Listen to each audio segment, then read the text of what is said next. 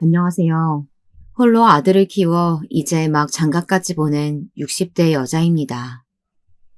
제 아들은 변호사이고 며느리는 초등학교 선생님이에요. 이 이야기까지만 들으면 다들 부러워할 만했죠. 그런데 믿으실지 모르겠지만 제 인생은 막장 드라마보다 더한 막장의 연속이었습니다.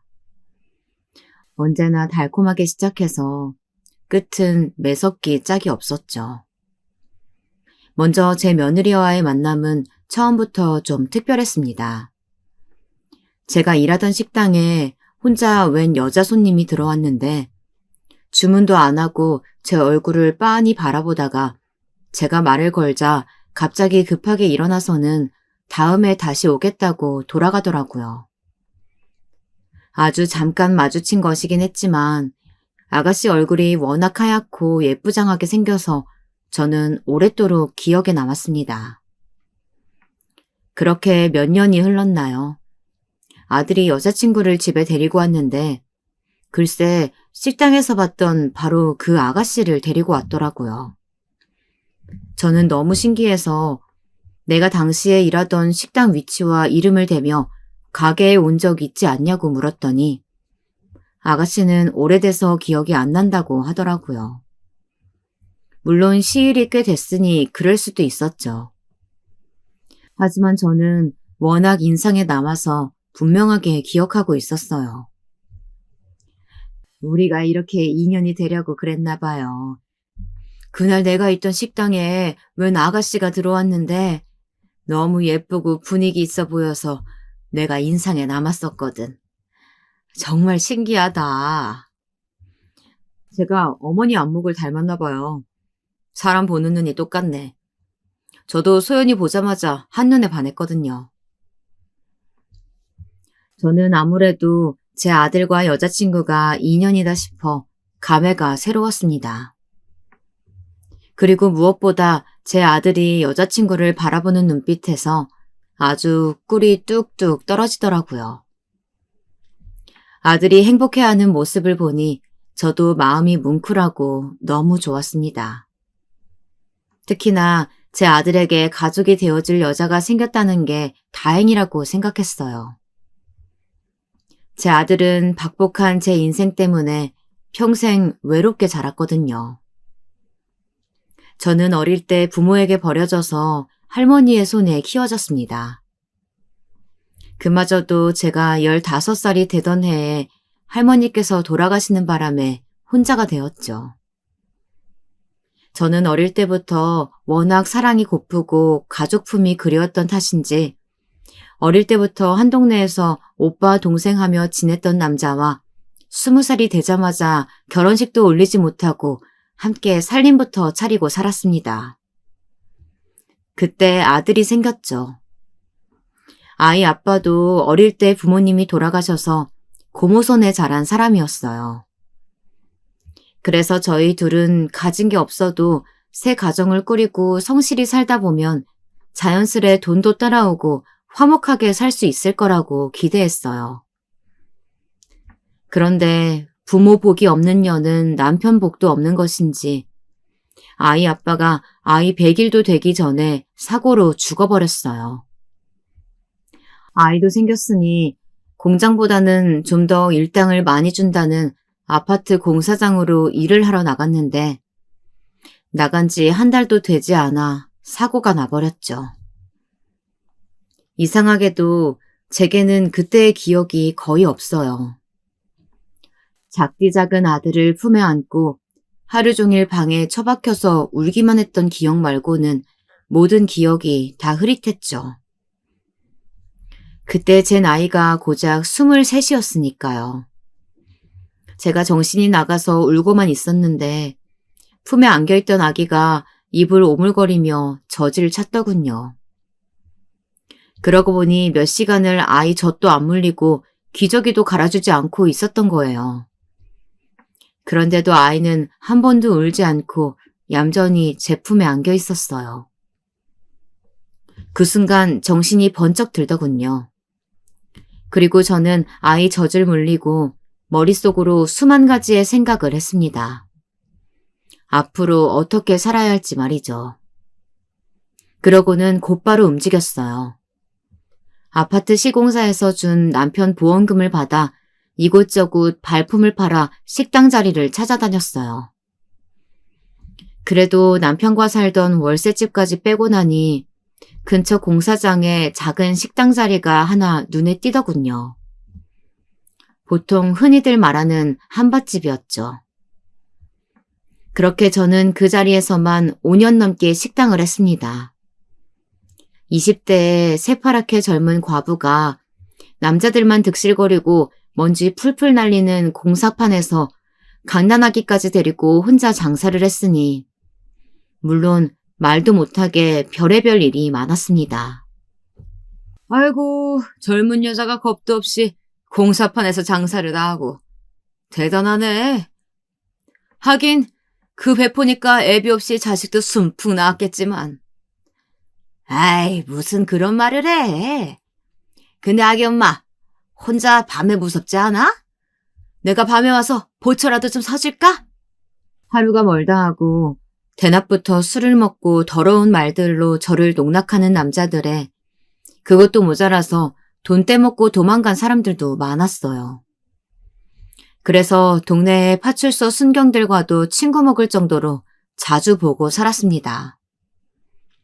그래도 그런 일들까지 다 견디며 악착같이 일한 덕분에 돈은 금방 모아 식당 근처에 작은 방도 하나 얻었어요.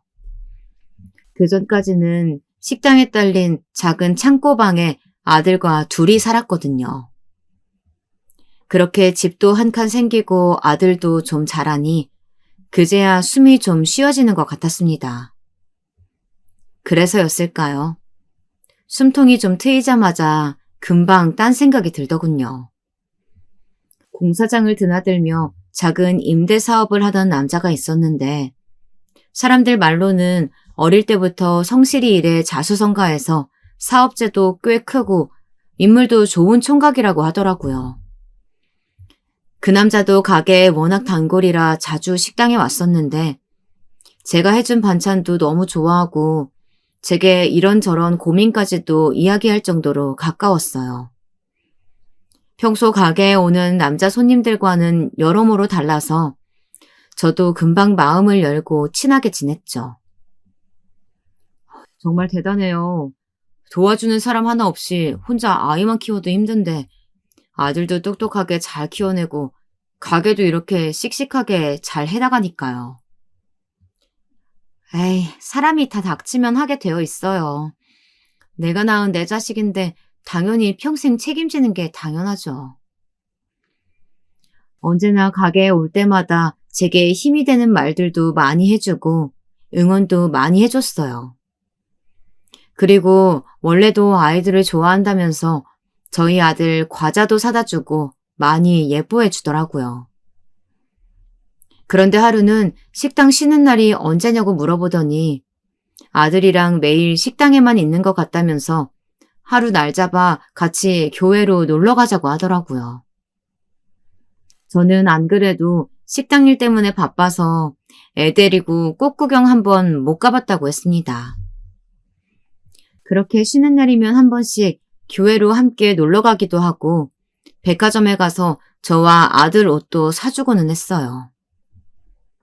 저는 한편으로는 멀끔한 총각이 뭐가 모자라서 저 같은 사람한테 이렇게 잘해주겠나 싶은 마음에 애써 기대하지 않으려고 했습니다. 하지만 함께하는 시간이 많아질수록 자꾸만 마음이 가고 혹시나 하는 마음이 자꾸만 생겼습니다. 그런데 남자도 저와 같은 마음이었다고 고백을 하더라고요. 난 당신이랑 당신 아들이랑 함께 있으면 진짜 가족이 생긴 것 같고 마음이 너무 편해. 내가 당신에 비하면 많이 부족한 사람이지만 당신 아들의 좋은 아버지가 되어주고 싶어. 이보다 더 훌륭한 고백이 어디 있을까요? 저는 제 인생에도 이제 봄날이 오나 싶었습니다. 남자는 저와 함께 지내고 싶다면서 식당 근처에 남자가 가지고 있던 아파트에서 셋이 함께 살자고 했습니다. 총각인데다가 돈까지 많은 남자가 저처럼 아무것도 없고 아들까지 딸린 여자가 뭐가 좋을까 싶었지만 그래도 지금까지 지켜봐온 세월이 있었으니 이 남자를 한번 믿어보자 싶었습니다. 그런데 남자는 정말 저와 아들에게 잘했어요. 그렇게 세월이 지나 우리가 가족이 된 지도 3년 가까이 되었죠. 저는 여전히 가게를 하고 있었고 남편은 여기저기 지방으로 외국으로 출장을 다니느라 한 달에 절반 정도 집에 들어왔지만 저희는 그래도 화목하게 잘 지내고 있었습니다. 그런데 제가 전생에 도대체 뭘 얼마나 잘못한 걸까요? 왜 항상 제게만 이런 일들이 생기는 건지 모르겠습니다. 역시나 제 행복은 또 오래가질 못했어요. 아들이 입학할 때가 되어서 입학 통지서가 집으로 왔는데 이상하게도 보호자 이름이 여전히 제 이름으로 되어 있더라고요. 아들의 성도 아직 전 남편의 성이었고요. 분명 지금 남편이 구청에 가서 혼인신고도 했고 아들도 자신의 호적에 입적시켰다고 했는데 이상한 일이었습니다. 저는 뭔가 착오가 있는 것 같아서 곧바로 동사무소에 가서 등본과 가족관계 증명서를 뗐습니다. 그런데 믿을 수 없는 일이 벌어져 있더라고요. 서류상은 예전 그대로였습니다. 제 등본엔 아들과 저 둘뿐이었죠. 남편의 이름은 어디에도 없었어요. 저는 남편의 등본을 떼고 싶어도 가족이 아니니 확인조차 할 수가 없었습니다. 저는 너무 혼란스러웠습니다. 그래서 곧바로 남편 사무실에 전화를 걸었어요. 어떻게 된 일인지 지금 당장 알아야 했으니까요. 여보, 내가 지금은 일 때문에 너무 바쁘니까 이따 집으로 가서 다 설명할게. 그냥 전화로 얘기해도 되잖아. 등본에 내가 당신하고 왜 가족이 아닌 걸로 나오냐니까? 왜 아직도 나랑 아들 둘뿐이냐고. 남편은 순간 너무 당황하더군요. 순간 쎄한 느낌이 들었습니다. 그리고 촉이 왔죠. 이 남자가 날 속였구나. 저는 아무리 생각해도 믿을 수가 없었습니다. 도대체 왜 남편이 저를 속인 건지 아무리 생각해도 답이 떠오르질 않았거든요. 그런데 그날 밤 집에 돌아온 남편은 상상도 하지 못했던 이야기를 제게 했습니다. 남편은 저와 혼인신고를 하지 않았다네요. 아니, 혼인신고를 할 수 없었던 거죠. 이미 다른 사람과 혼인신고를 한 상태였으니까요. 제가 제 남편이라고 생각하며 3년 동안이나 함께 살았던 사람이 다름 아닌 유부남이었습니다. 처음 만났던 바로 그 순간부터 말이죠. 저처럼 흠이 있는 여자를 보듬어주고 사랑해준 남편을 저는 믿었습니다. 사랑했어요. 그런데 그날 제 손에 쥐어진 등본과 가족증명서 그 몇 장의 종이가 제 마음을 산산이 무너지게 만들더군요. 미안해, 여보. 처음부터 속이려던 건 아니었어. 어떻게든 이혼하려고 했는데 그 여자한테서 아이가 생겨서 도저히 헤어질 수가 없었어. 아이? 아이가 있다고? 우리 아들 말고 당신한테 다른 자식이 있다는 거야? 어떻게 버젓이 자식까지 두고 이런 짓을 할 수가 있어? 세상에 어떻게 이런 일이 있을 수 있을까요? 남편은 심지어 제게 고아라고 말했는데 알고 보니 멀쩡히 부모님이 살아계셨고 부모님이 정해준 여자와 저를 만나기 1년 전에 정략결혼을 했다네요. 결혼하고도 아내와의 정이 생기질 않았고 심지어 아내가 우울증까지 심해져 매일매일 외롭게 버티며 살던 중 저를 만났다네요. 제가 해준 밥, 그리고 제 말 한마디 한마디가 모두 다 자신에게 위로가 되었대요. 그래서 결혼은 그 여자와 했어도 사랑한 건 저랍니다. 저는 더는 남편의 말을 들어줄 수 없었어요. 완전 개소리였으니까요. 말도 안 돼. 분명 당신 거래처 사람들도 다 당신 총각이라고 했어. 혼자 자수성가했다고 얼마나 칭찬했는데. 어쩔 수 없었어.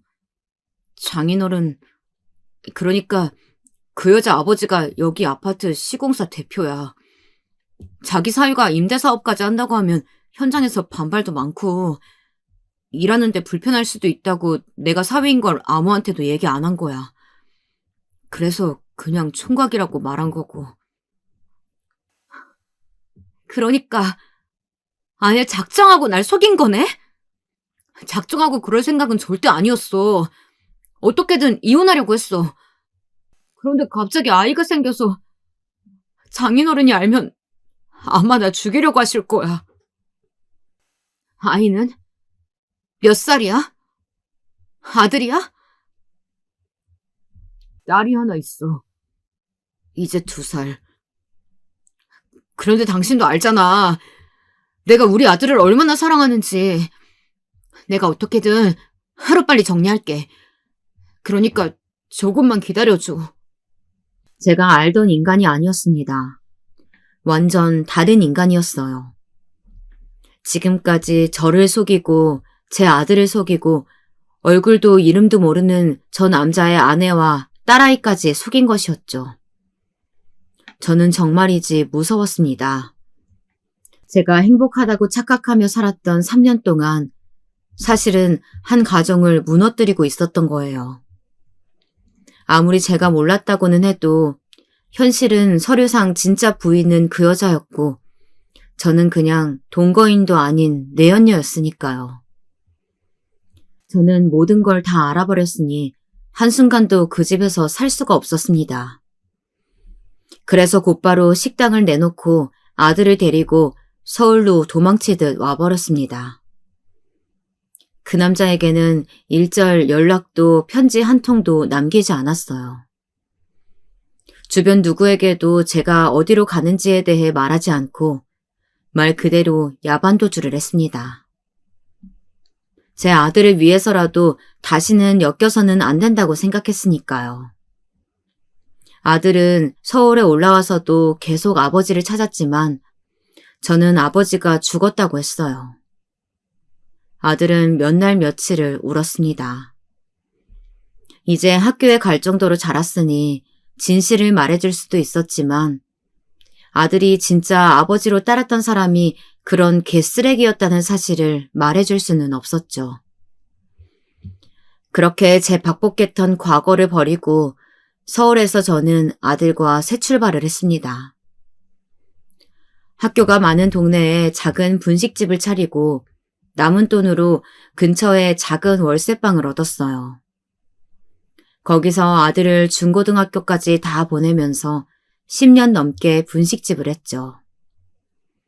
정신없이 아들을 키우며 살다 보니 시간이 훌쩍 흘렀어요.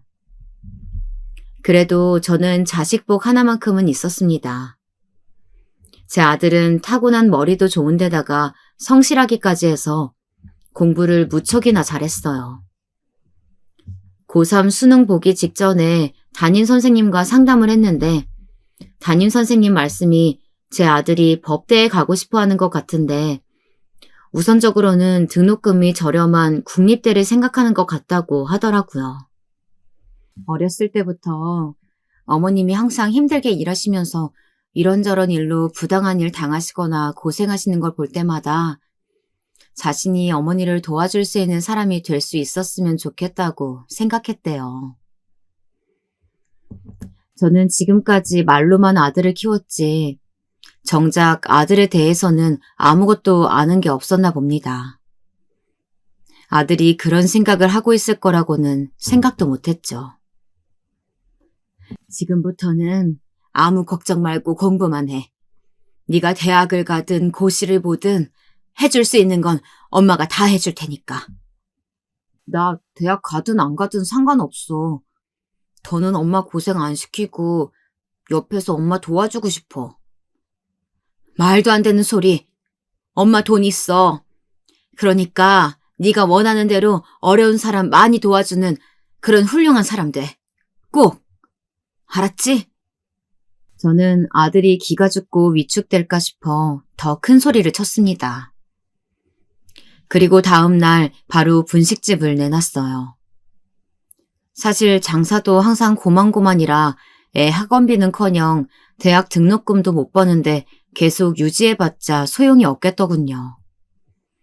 그래서 가게 보증금은 우선 대학 등록금으로 놔두고 곧바로 일자리부터 구했습니다. 평일에는 건물 청소와 식당 설거지, 서빙을 하루 2탕씩 했고 주말에는 행사장 주방 일을 하면서 짬짬이 가정집 파출부 아르바이트를 했습니다. 물론 체력적으로 지칠 때도 있었지만 충분히 견딜만 했습니다. 다행히 젊을 때부터 어린 아들을 등에 업고 일해온 덕분에 정신력 하나만큼은 대단했거든요. 그리고 아들 얼굴만 생각하면 힘들 게 없었습니다. 제가 일하는 시간만큼 아들도 하루 종일 앉아 공부만 하고 있었으니까요. 그렇게 숨돌림 틈 없이 7, 8년을 살았더니 어느새 제 아들은 어엿한 변호사가 되어 있었습니다. 사법고시를 패스하고 아들이 연수원에 들어가던 날 아들은 갑자기 저를 번쩍 업어주었어요. 그리고는 둘이 서로를 끌어안고 펑펑 울었습니다. 연수원에 출발할 시간이 다 되었는데도 말이죠. 그 눈물이 굳이 말하지 않아도 서로가 서로에게 고생했다. 이제 고생 다 끝났다. 이런 위로와도 같았습니다. 하지만 아들이 변호사가 되었다고 해서 사실 제 인생이 크게 달라지는 것은 아니었습니다. 아들을 내보내며 지금까지 모아놓은 돈 전부를 아들 원룸 전세금으로 다 주고 나니 제게는 아들과 살던 작은 임대 아파트 하나가 전부였어요. 지금부터는 저 혼자 어떻게 살아가야 할지 생각해야 했습니다. 남들은 아들이 변호사이니 제가 앞으로 대단한 호강이라도 하는 줄 아는 것 같았지만 사실 요즘 세상이 어디 그럴 수 있나요? 엄이라고 든든하게 도와줄 수도 없으니 아들도 앞으로 장가가려면 부지런히 일을 해 돈을 모아야 할 텐데 저까지 짐이 될 수는 없었죠. 그래서 저는 환갑을 넘기고도 청소일과 파출부 일을 계속했어요. 아들은 언제나 그런 제 걱정뿐이었죠. 평생 하던 일이라 힘들지도 않아. 그러니까 넌 내 걱정 말고 빨리 돈 모아서 집부터 사. 요즘 아무리 직업이 좋아도 집 없으면 여자들이 시집 안 오려고 한대. 아직 여자친구도 없는데 무슨 결혼이요. 그리고 저는 돈보다 제 도움이 필요한 사람들을 위해서 선한 영향력을 만들어내는 변호사가 되고 싶어요. 그래, 우리 아들 원하는 대로 그런 좋은 변호사 돼. 아무튼 우리 아들이 제일 멋지다니까. 제 아들이라서가 아니라 참 성품이 따뜻한 아이였어요. 참 잘 키웠다 싶었습니다. 그렇게 시간이 흘렀고 어느새 아들도 제법 변호사 태가 나더군요. 한 번씩 제 통장에 용돈도 두둑히 넣어주고 맛있는 식당에도 가서 비싼 밥도 사줄 정도로 말이죠. 그러다 처음에 말한 대로 제가 일하던 식당에서 분명 본 적이 있었던 그 예쁜 아가씨를 여자친구라며 아들이 집에 데려왔더라고요. 처음 봤을 때부터 이상하게 정이 가고 마음이 갔습니다. 거기다 무엇보다 중요한 건 제 아들이 너무 좋아하는 게 다 보였어요. 임자를 만났다 싶었습니다. 저는 자연스레 부모님에 대해 물었습니다. 그런데 아들 여자친구는 조금 머뭇거리더라고요. 그래서 저는 무슨 사연인지는 몰라도 편하게 이야기하라고 했습니다. 사실 제 아들도 아버지 없이 제가 혼자 길렀고 저도 어릴 때부터 부모 없이 할머니 손에 자라 언제나 어른들이 부모님에 대해서 묻는 질문에 머뭇거리곤 했었으니까요. 소연이는 부모님이 어릴 때 헤어지시고 어머님이 일찍 돌아가셔서 계속 외가댁에서 자랐대요. 아이고, 그랬구나. 할머니, 할아버지가 대단하시네. 이렇게 예쁘고 바르게 키워주시고. 소연이의 부모님은 소연이가 아주 어릴 때 이혼을 하셔서 어머니와 함께 외가댁에 들어가 살았답니다. 외할아버지께서 지방에서 꽤 큰 사업체를 운영하셔서 그래도 어머니와 소연이를 걷어주실 수 있을 정도가 되셨다네요. 그런데 이혼 이후 어머니께서 급격히 건강이 나빠지셨고 얼마 뒤 돌아가셨다더군요. 저는 소연이도 우리 아들만큼이나 어린 나이에 마음고생을 많이 했겠다 싶어 안쓰러웠습니다.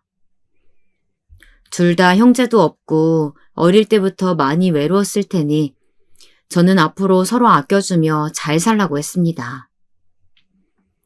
그런데 아들이 수연이네 집에 인사를 다녀와서도 결혼 얘기가 없길래 제가 무슨 일이 있냐고 물었더니 아들은 별일 아니라면서 둘 다 일이 바빠서 좀 정리되면 날짜를 잡기로 했다고 하더라고요. 그런데 제가 보기엔 아무래도 소연이네 집에서 결혼을 반대하시나 싶었어요. 아들 얼굴이 영 좋지 않았거든요. 물론 아들은 항상 일이 바빠서라고 했지만 제가 제 아들인데 모를 리 없었죠. 그래도 아들과 소연이의 사이는 여전히 좋은 것 같았습니다. 바쁜 와중에도 자주 데이트도 하고 여행도 다니는 것 같더라고요. 그러다 얼마 지나지 않아 결혼 허락을 받았는지 상견례 날짜가 잡혔다고 하더군요. 저는 아무래도 제가 해줄 수 있는 게 많지 않아 사실 부담은 있었습니다. 그런데 상견례 자리에서 소연이 외조부의 말씀에 더 주눅이 들었죠. 변호사라길래 기대 좀 했는데 요즘은 귀한 개천에서 용난 케이스더군요. 어머님이 아들 뒷바라지하느라 아주 고생이 많았겠어요. 지방에서 꽤 잘 나가는 분이라는 얘기는 들었지만 말 하나하나에 다 뼈가 박혀있는 것 같았습니다. 아주 제 마음을 콕콕 쑤시더군요.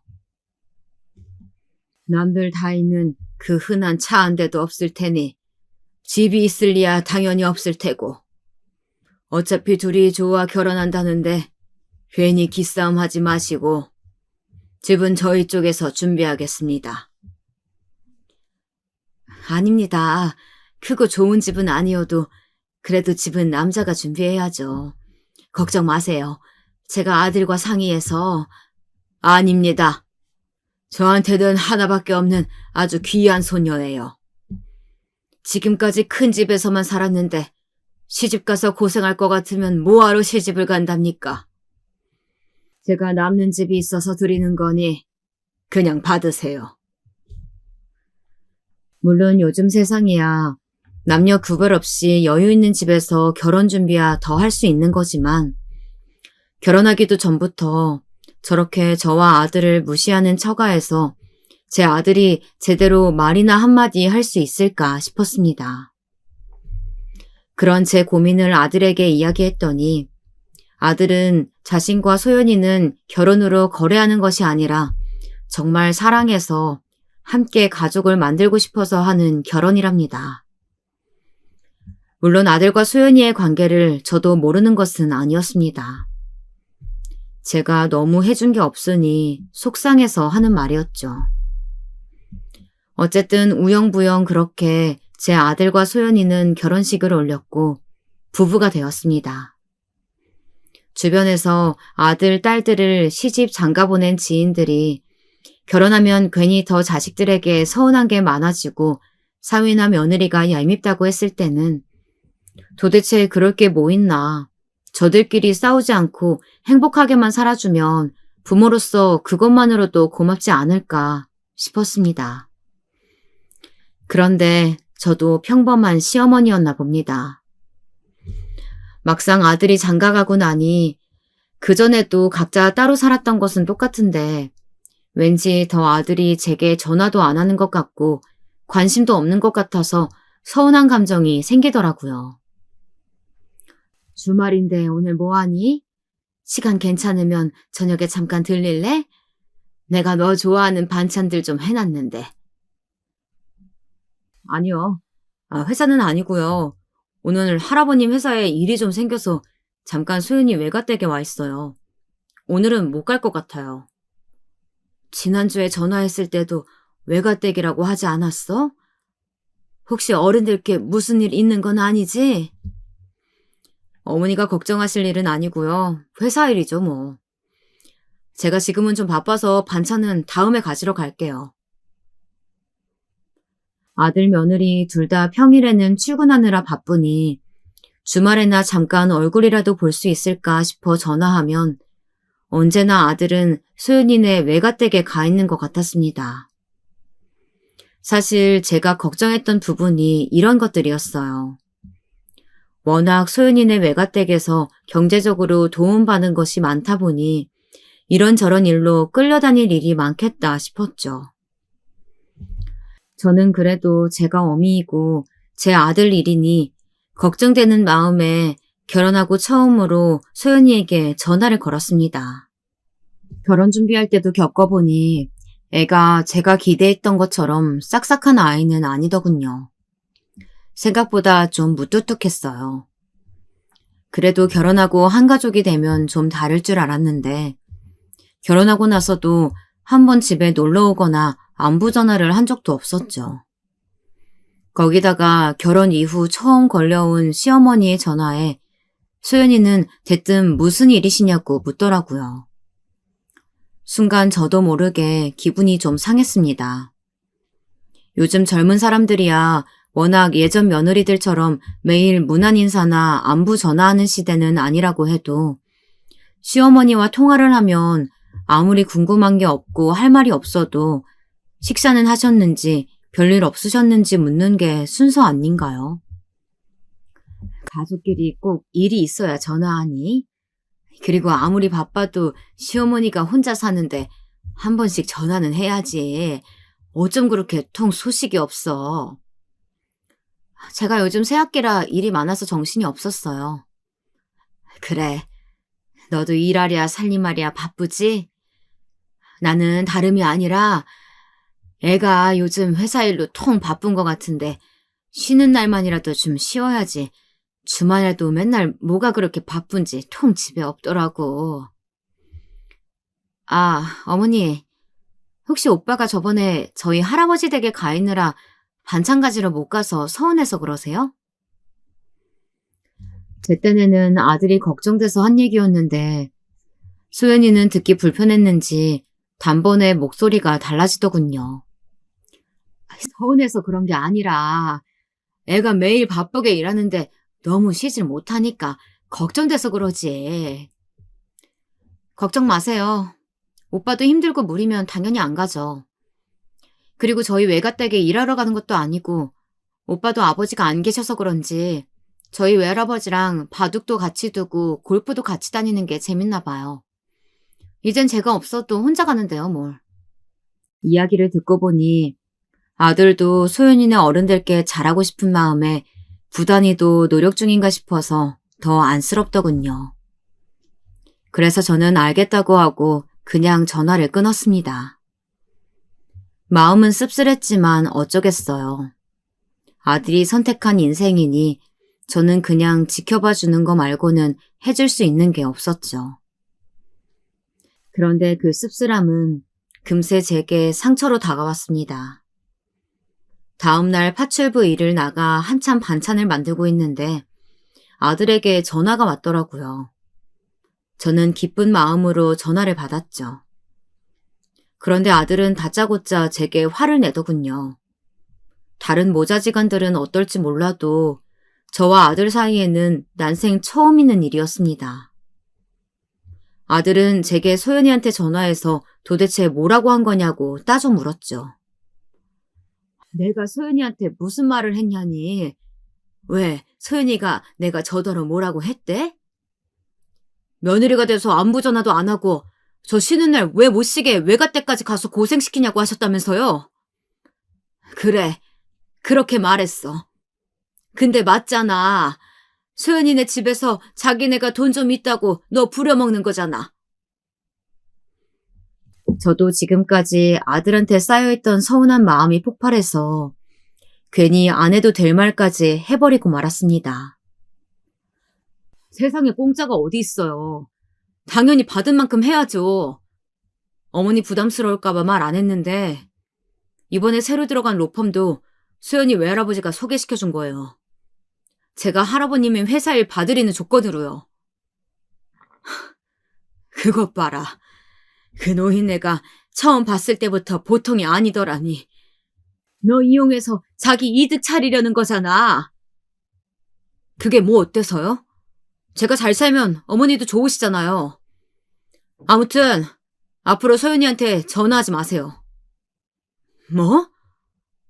너 처가가 좀 잘 산다고 이제 아예 처가에 말뚝이라도 박은 거야? 시어미더러 며느리한테 전화도 하지 말라니. 그런 막말이 어디 있어? 어머니는 절대 다른 시어머니들처럼 안 한다면서요. 근데 막상 며느리 보니까 마음이 달라지세요? 저 소연이 없이는 못 살아요. 그러니까 해준 것도 없이 괜히 시어머니 흉내 내지 마세요. 저는 제 아들이 맞나 싶었습니다. 제 아들이 제게 저런 말을 했을 리 없었으니까요. 저는 도저히 믿어지지 않아서 남의 집 주방에서 겉절이를 담그다 말고 눈물을 펑펑 쏟았습니다. 원래 요즘 아들들은 장가 가면 며느리한테 아들 뺏기는 거라더니 그 말이 딱 맞았습니다. 역시나 저도 제 아들을 며느리에게 뺏긴 게 확실하더군요. 그러다 결혼하고 첫 명절을 앞두고 며느리가 웬일로 제게 전화를 했길래 무슨 일인가 했더니 친정 어머니 제사가 있어서 자기들은 외가댁에 먼저 들려야 한다고 하더군요. 물론 전에 있었던 일도 있었으니 저도 서운한 마음이야 있었지만 그래도 소연이 외가 어르신들을 생각하면 자식 먼저 보낸 부모로서 딸 제사를 직접 지내시는 게 얼마나 속상하실까 싶기도 하더군요. 그래서 며느리에게 그렇게 하라고 했습니다. 그래도 어쨌든 우리 집도 남편 제사가 있으니 명절 당일 아침에는 오라고 일렀죠. 그런데 소연이는 분명 알겠다고 해놓고서는 명절날 점심때가 될 때까지 연락도 없이 오지도 않더군요. 외가댁에 있는 걸 뻔히 아는데 전화는 하지도 못하겠고 저는 마음만 급했어요. 결국 아들과 며느리는 그날 저녁때가 다 지나서야 집에 왔더군요.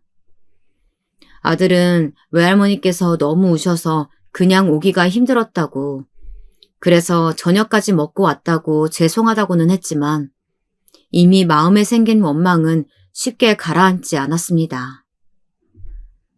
아무리 그래도 시댁 제사에 반나절이나 늦게 오는 며느리가 어디 있니? 너희 아버지는 배만 검다 그냥 가셨겠다. 어머니, 우리가 놀다 온 것도 아니고 친정 제사 때문에 그런 건데 좀 이해 좀 해주세요. 소연이도 마음 좋지 않은데 여기까지 왔잖아요. 아들은 이 상황에서도 제 마누라 편만 들더군요. 오늘 같은 날 돌아가신 어머니가 생각나서 얼마나 속상하겠냐고요.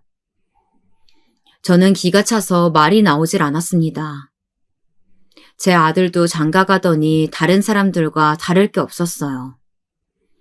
아들 눈에는 제 마누라만 안쓰럽지 그 어린 나이에 과부가 되어서 평생 자식만 바라보고 키우느라 이렇게 늙어버린 어머니는 안쓰럽지 않은 것 같았죠.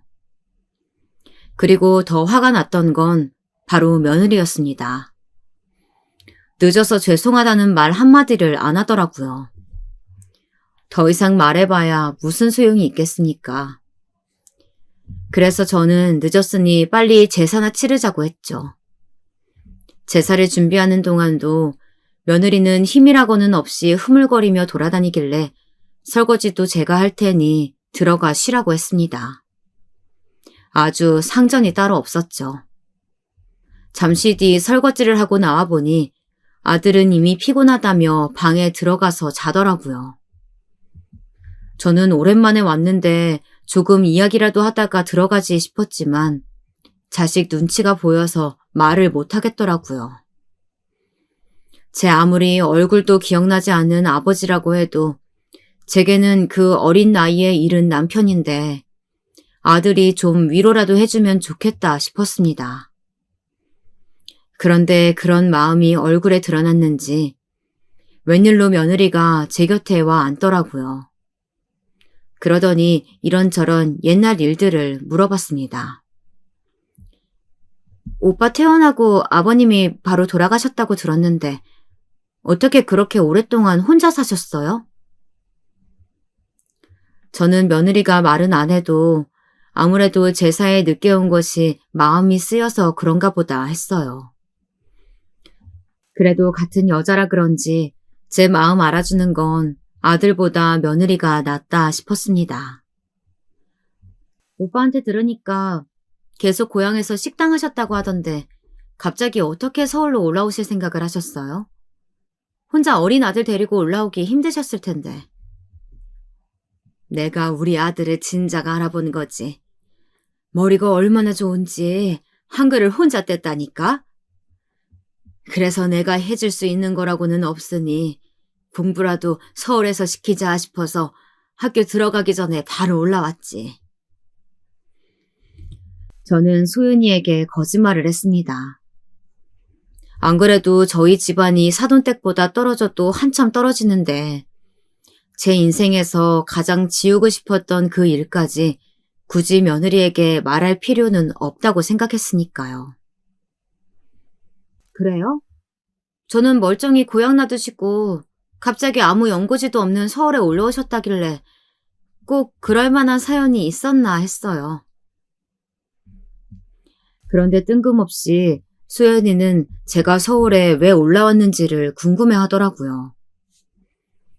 혹시 아들에게 무슨 이야기라도 들어서 저를 떠보는 건가 싶기도 했지만 뭘 들었다고 해도 아들이 알고 있는 대로 남편 죽고 나서 만난 남자가 있긴 했는데 일찌감치 죽었다고 말하면 그만이었습니다.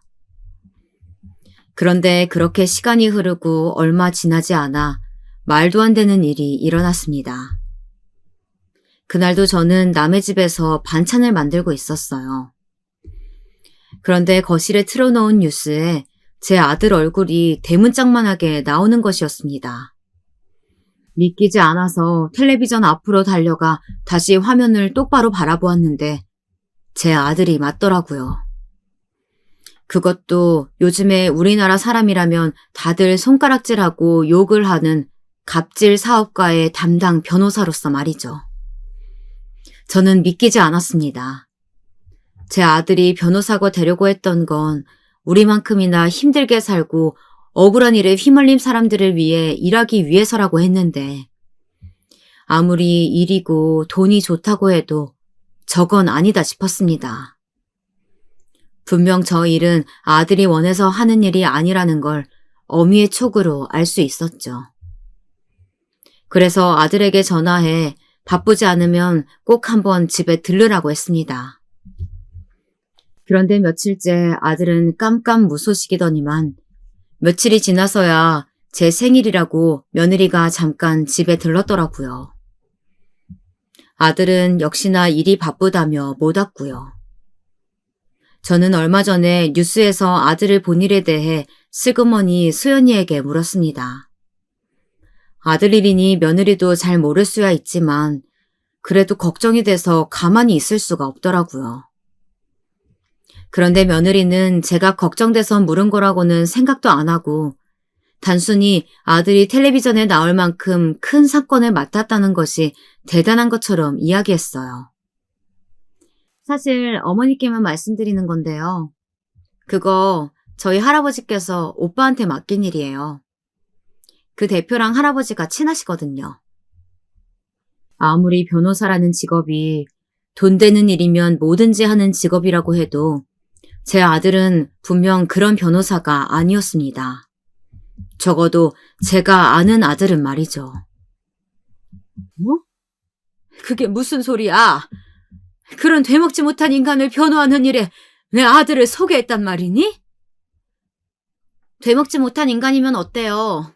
이번에 걸린 수임료가 얼만지 아세요? 역대 최고예요. 일도 오빠 몸값이 얼마나 뛰었는데요. 너 지금 그걸 말이라고 하니? 네가 아주 돈독이 올라서 내 아들을 망치려고 작정을 했구나. 저는 도저히 참아줄 수가 없었습니다.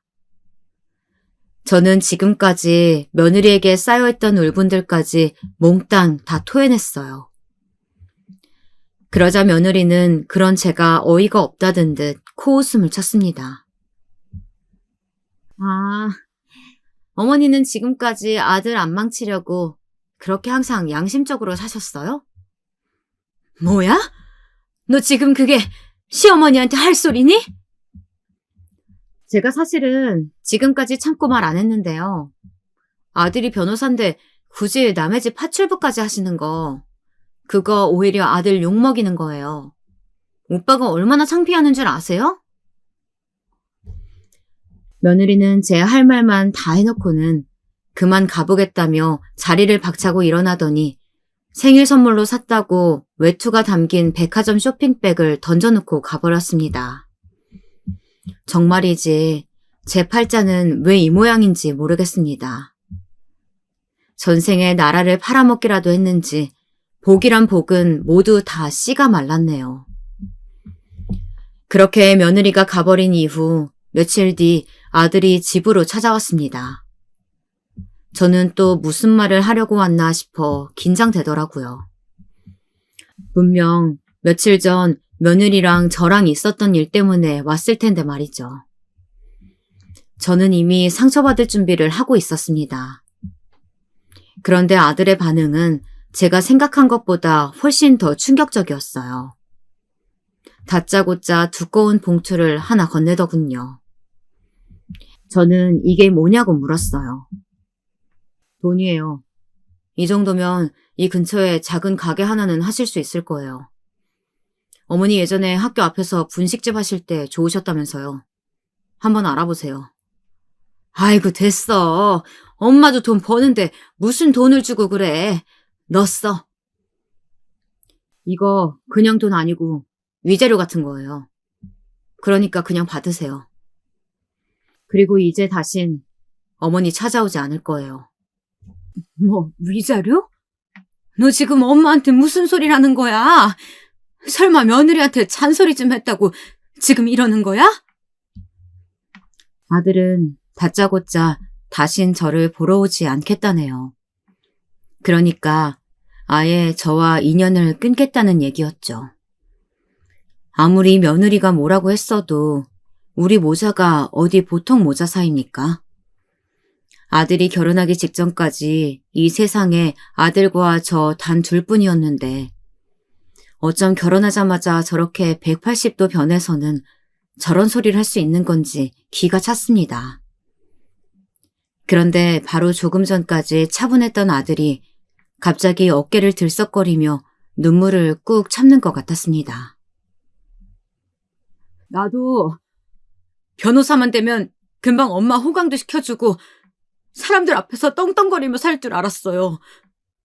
근데 막상 변호사가 돼도 달라지는 게 하나도 없어요. 다 윗배 있고 집안 빵빵한 애들이 그 연출로 다 출세하는 거더라고요. 제 아들 녀석은 지금까지 힘들고 서글픈 마음을 얼마나 꾹꾹 누르며 살았는지 아주 펑펑 울며 울분을 토해내더군요. 그런데 소연이랑 있으면 달랐어요. 만나는 사람들도 달라지고 사는 환경도 달라지고 저도 안 변할 줄 알았는데 막상 새로운 것들을 알고 나니까 다시 예전으로 돌아가고 싶지 않아요. 아들의 말에 저는 말문이 막혀버렸습니다. 아들 말이 하나도 틀린 게 없었으니까요. 저야말로 어릴 때부터 없이 살아서 겪는 서름이란 서름은 다 당하고 컸는데 왜 제가 몰랐을까요? 제가 그러고 살았으니 아들만은 저와 다르게 살길 바랬는데 아들이 펑펑 우는 모습을 보니 마음이 찢어지더군요. 저는 아들을 달래서 택시를 태워 집에 보냈습니다. 그리고 그날 밤 아주 오랜만에 저 혼자 술을 마셨어요. 술이 아주 썼어요. 제 마음만큼이나요.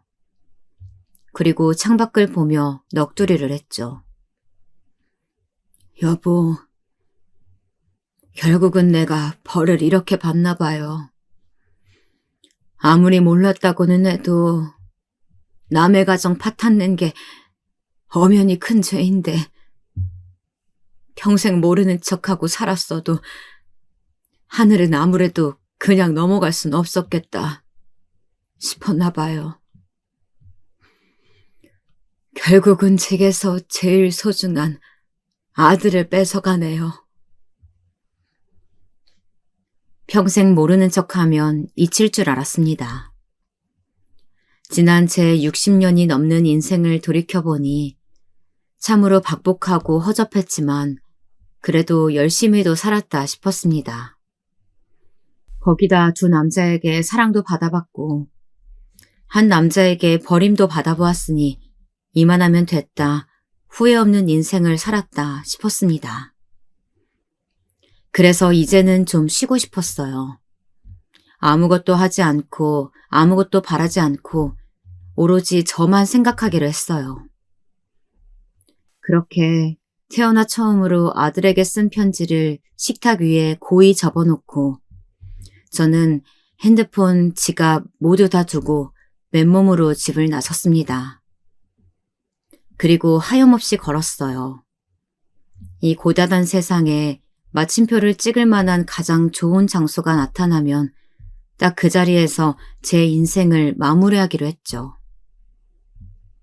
그렇게 아무 생각 없이 바람을 맞으며 걷다 보니 어느새 차들이 쌩쌩 달리는 다리 위까지 왔더군요. 하늘은 새까맣고 다리 아래는 고요했습니다. 지나가는 사람도 없었죠. 딱 여기다 싶었습니다. 천천히 다리 위로 올라갔어요. 그러자 바람이 세차게 제 몸을 흔들더군요. 얼마나 바람이 센지 이 바람과 함께 떨어진다면 무섭지도 외롭지도 않을 것 같았어요. 이대로 몸을 던지기만 하면 이 세상과 드디어 끝이었습니다. 제 마음속으로 작은 기도를 드렸어요. 제 많은 제가 이렇게 사라져 드릴 테니 이제 제가 없는 세상에서 우리 아들만큼은 헐헐 살아가게 해달라고요. 그 아이에게는 아무 잘못도 없으니까 말이죠. 그런데 그때였습니다. 아주머니, 괜찮으세요? 빠르게 지나가던 차들 사이로 갑자기 경찰차 한 대가 멈춰서더니 안에서 내린 경찰들이 제게 다가오더군요. 저는 잔뜩 당황한 얼굴로 그대로 경찰들을 따라 가까운 파출소로 갔습니다. 그리고 그곳에서 생각지도 못한 얼굴들과 마주했어요. 다름 아닌 아들과 며느리가 파출소에 와 있었습니다. 어머니, 어디 계셨어요? 괜찮으세요? 아니, 너희가 여길 어떻게 와 있어? 아무리 그래도 어떻게 다리 위에서 몸을 던지실 생각을 해요? 어머니 없으면 저는 어떻게 살라고 그러셨어요? 알고 보니 아들도 제게 모진 말을 하고 돌아가서 내내 마음이 좋지 않았는지 제게 계속 전화를 걸었나 보더라고요. 그런데 제가 휴대폰도 다 집에 두고 왔으니 받질 않은 거죠. 그래서 걱정이 된 아들이 집에 다시 왔다가 식탁 위에 올려둔 제 휴대폰과 편지를 보고 놀라서 경찰에 신고한 것이었습니다. 경찰은 곧바로 동네 CCTV 영상이란 영상은 다 확인해 제 동선을 확인하고 다리 위까지 따라온 것이었습니다. 아들은 저를 보자마자 와락 부둥켜 앉더니 도대체 왜 사실대로 말하지 않았냐며 울음을 터뜨리더군요. 아무래도 제가 써놓은 편지 내용을 말하는 것 같았어요. 저는 제 편지에 남편과 함께 산 세월이 2년도 안 됐지만 제 인생에서 그 2년이 가장 행복했다고 적었습니다. 제 아들을 만났던 바로 그 순간이 너무 행복해서 절대 잊을 수 없었으니까요. 그리고 두 번째 남편에 대해서도 적어두었습니다. 아들에게 죽었다고 말했지만 사실 죽지 않았고 살아있다고요. 그 남자가 제게 유부남임을 속였기 때문에 저는 그 사실을 알자마자 도저히 그곳에서는 살 수 없어 서울로 도망쳐 온 것이라고 말이죠. 때론 없어도 너무 없어서 아들 학교 급식비도 내기 힘들 정도로 힘든 순간도 있었는데 그때 제가 양심을 저버리고 그 남자의 첩자리라도 지켜내서 아들을 키워냈다면 오히려 아들에게는 그것이 지금보다 더 낫지 않았을까 라는 생각까지도 수도 없이 해왔다고 솔직하게 적었습니다. 제가 이렇게 못난 사람이라 아들에게는 절대 도움이 될 만한 어미가 아니니 제가 세상을 떠나도 절대 슬퍼하지 말고 행복하게 살라고 했어요. 그런데 그때였습니다. 생각지도 못한 일이 제 앞에서 벌어지고야 말았어요. 뜬금없이 제 며느리 소윤이가 갑자기 차디찬 파출소 바닥에 무릎을 꿇고 앉아 눈물을 펑펑 쏟더군요. 어머니, 제가 너무 잘못했어요. 이거 다 저 때문이에요. 죄송해요. 제가 사실을 잘 알지도 못하면서 어머니 탓하고 이렇게 큰 잘못까지 저질렀어요. 아니, 소연아, 그게 무슨 소리야. 지난 일 때문에 그러는 거면 난 괜찮아. 내가 늙어서 너한테 괜한 말까지 하고 이런 큰 사고 쳐서 너희에게 또 폐를 끼쳤구나. 미안하다. 그런 게 아니에요. 사실은 제가 어머님을 불행하게 만든 바로 그 남자의 딸이에요. 뭐? 누구? 네가 누구 딸인데?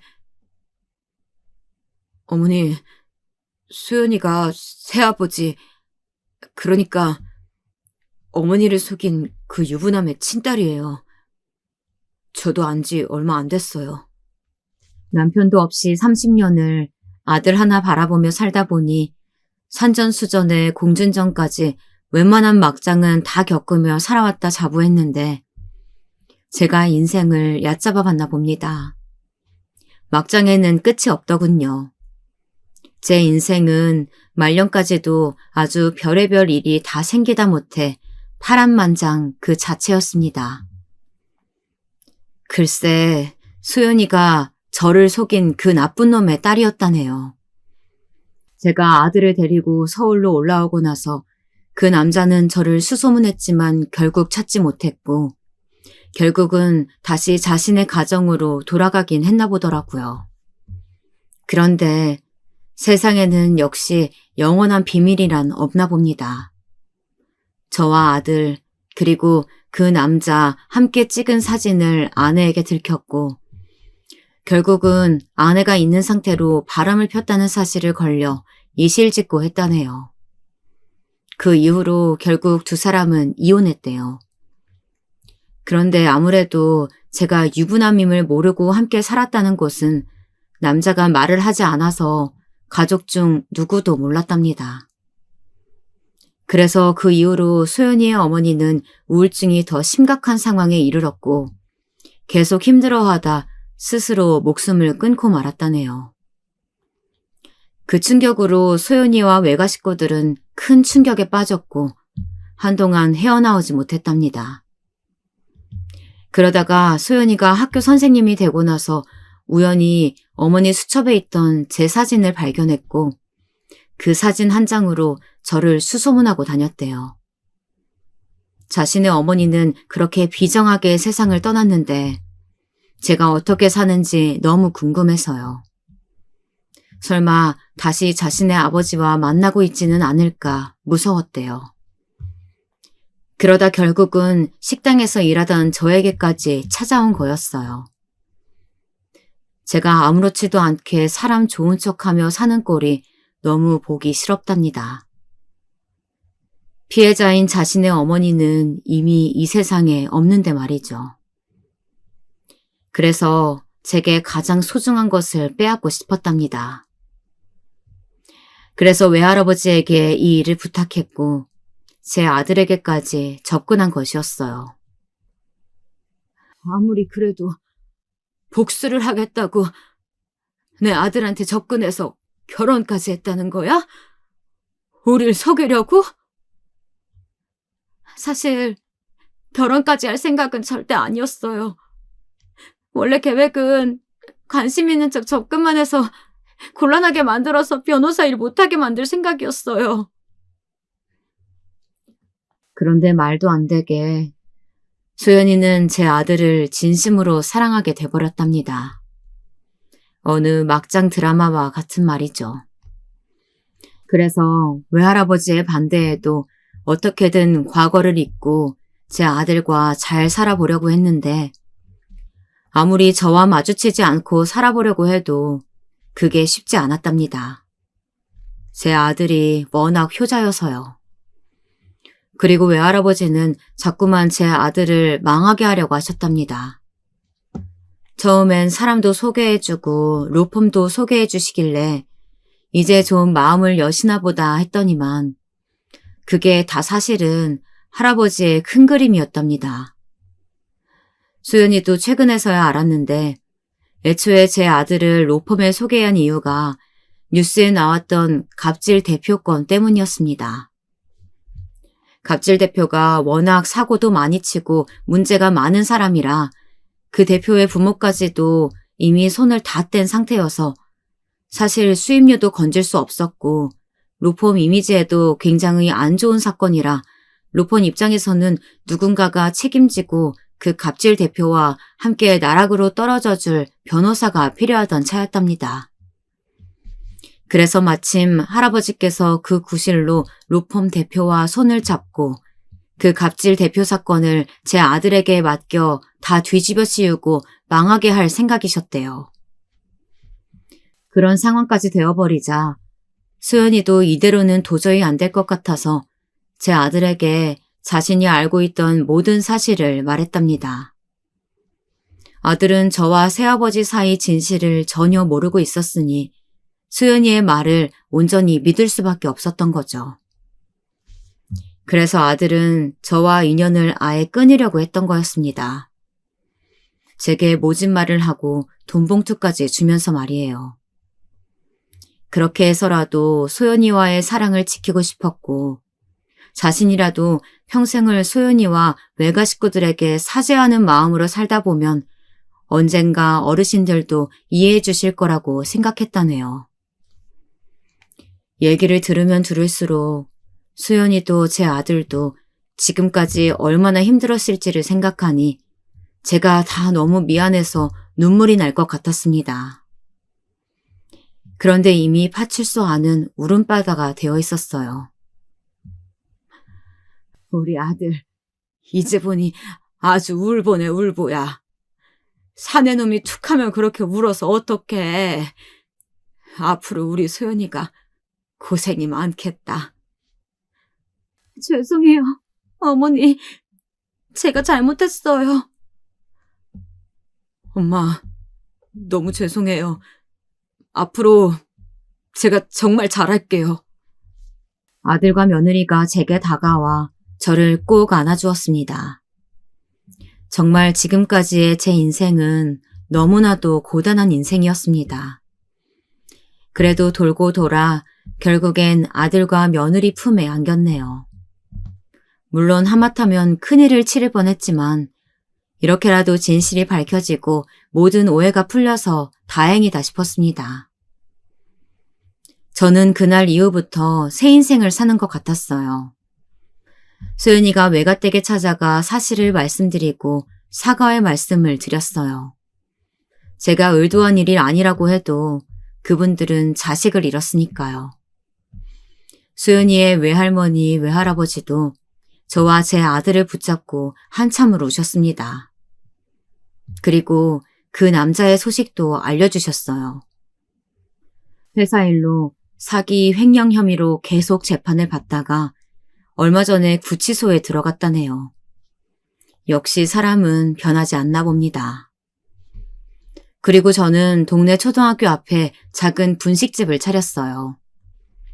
이제 나이가 들어 예전처럼 많은 양을 팔지는 못했지만 그래도 예전처럼 아이들 학교 시간에 맞춰 떡볶이를 끓이고 어묵을 꼬치에 꽂는 일이 좋았습니다. 아들은 원래 가지고 있던 꿈처럼 국선 변호사가 되었어요. 앞으로 변호사 아들 덕분에 호강은 못하겠지만 그래도 활짝 핀 아들 얼굴을 보니 제가 다 행복했습니다. 저의 긴긴 이야기 들어주셔서 너무 감사합니다.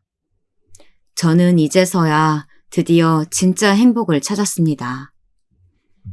여러분도 고단한 삶 속에서 진짜 행복을 찾으시길 진심으로 바라겠습니다.